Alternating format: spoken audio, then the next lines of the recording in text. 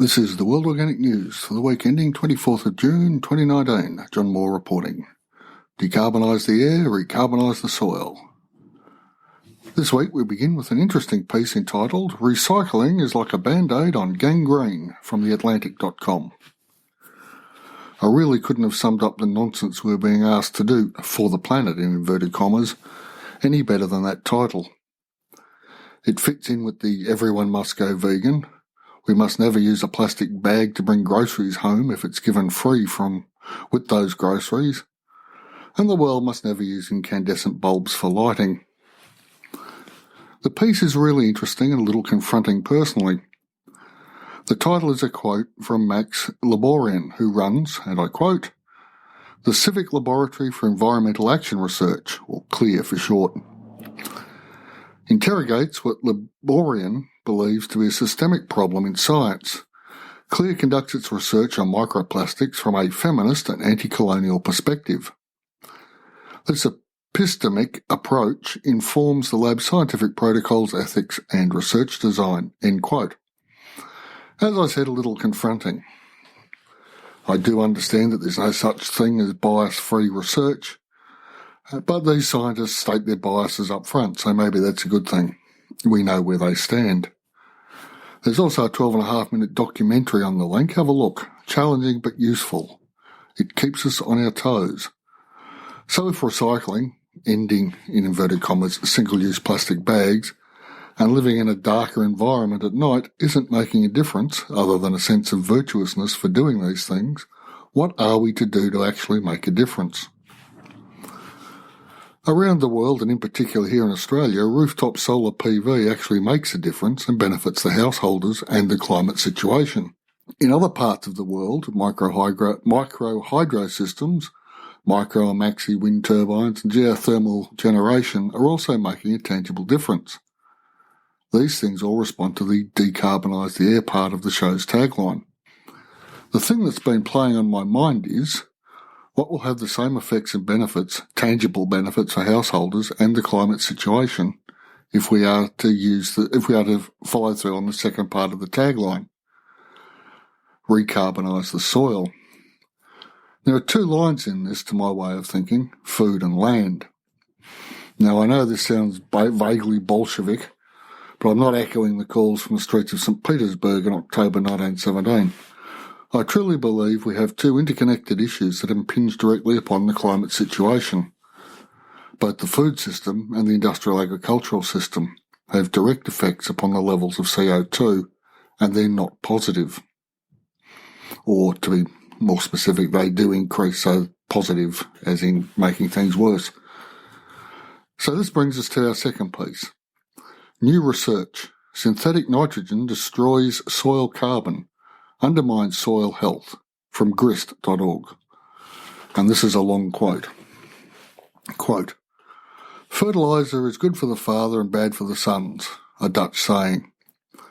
For all of its ecological baggage, synthetic carbon does one good deed for the environment. It helps build soil carbon. At least that's what scientists have assumed for decades. And from a little further on in the piece, the case for synthetic nitrogen as a climate stabiliser goes like this.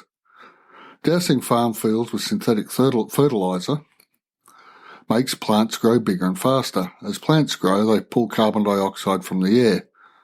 Some of the plant is harvested as crop, but the rest, the residue, stays in the field and ultimately becomes soil. In this way, some of the carbon gobbled up by those N-enhanced plants stays in the ground and out of the atmosphere. Well, that logic has come under fierce challenge from a team of University of Illinois researchers led by Professors Richard Mulvaney, Sayed Khan and Tim Ellsworth. In two recent papers, links in the show notes, the trio argues that the net effect of synthetic nitrogen use is to reduce soil's organic matter content. Why? Because, they posit, nitrogen fertiliser stimulates soil microbes which feast on the organic matter. Over time, the impact of this enhanced microbial appetite outweighs the benefits of more crop residues. End quote. Assumptions. Always the assumptions need to be challenged. The other assumption not covered in this piece is the nutritional value of crops forced to grow more quickly and possibly larger than they would have without the artificial N. But back to the piece. Enhanced microbial appetite outweighs the benefits of more crop residues. Let's think about this on a different scale. Diet has a fairly direct impact on our own gut microbiota. These microbiota get out of balance, and so too do we. And there are good cases for using antibiotics when we have infections. Afterwards, we may need to add probiotics to our systems to re-establish balance. I would argue the soil too has its own microbiota, and constantly dousing the soil with artificial N throws the soil microbes out of balance, as referred to in the piece. Hubris is a thing we should always try to be on guard to avoid. Just because we can create artificial nitrogen and use it for short-term benefits doesn't mean we should. And we should not ignore any possibility of unexpected side effects, even if they are contrary to our assumptions. The growing body of research actually measuring the things the organic movement said would happen, from way back in the 1960s and before, at least gives us a chance to fix the soil, improve soil carbon, and grow food that is actually fit for human consumption. So to my original point, what can we do, where we live, to draw carbon out of the atmosphere and place it somewhere safe? After much soul-searching, I've settled on regen gardening. There are many people out there spreading the regen ag message, and I'm running small-scale tests in that area too.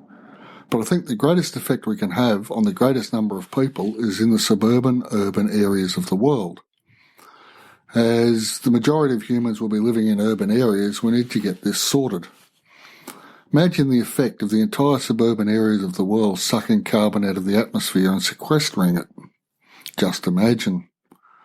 So to that effect, my good friend and co-host from Permaculture Plus and the Real Food Chain, Rich Bowden, and I are setting up the Regen Earth Living Soils Conference 2019 from the 16th to the 19th of September this year.